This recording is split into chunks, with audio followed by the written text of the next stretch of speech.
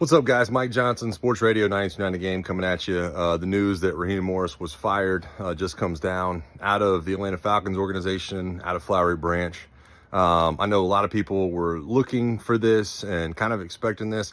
I think I'm a little bit surprised. I think Raheem Morris, the way this team finished the season, you felt like they were on the upswing. But I think, the news that he is fired just is a further signal that you're probably a little bit further away than Falcons fans want to be comfortable with. I think that there's a conversation about the talent level in this organization, in this franchise. And I think there is some talent. The problem is that you had some pieces that didn't necessarily match up with one another. So to me, when I look at Raheem Morris's tenure, I think his firing happened right after he was hired. I think him hiring two first-time coordinators in Jimmy Lake and Zach Robinson really became his undoing. Now, you tried to go about things differently. You tried to, have two first-string quarterbacks, one that you signed in free agency, one that you drafted, and then you got to the following draft and you tried to use two first-round picks and double up on your pass rushers.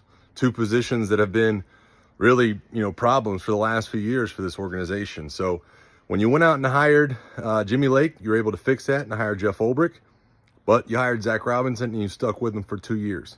In my opinion, doubling that down with your indecision on, moving on from Younghoe Koo after last year and bringing him all the way through the offseason into this year, guess what? Week 1 against Tampa, the Younghoe Koo missed field goal. That's what caught you a playoff spot. So Raheem Morris, unfortunate. I know that some people, look at this day and they're like, thank goodness. But I know that he's a good dude and a good coach, and hopefully lands on his feet. I know he will. But the Falcons, how far down do you fall at this point? How much do you start over? Are you trading pieces that you feel like are good players and going all the way down to the nuts and bolts? Or are you trying to bring in a coach to win now again and seeing if you can sprinkle some of that magic right there on top of them?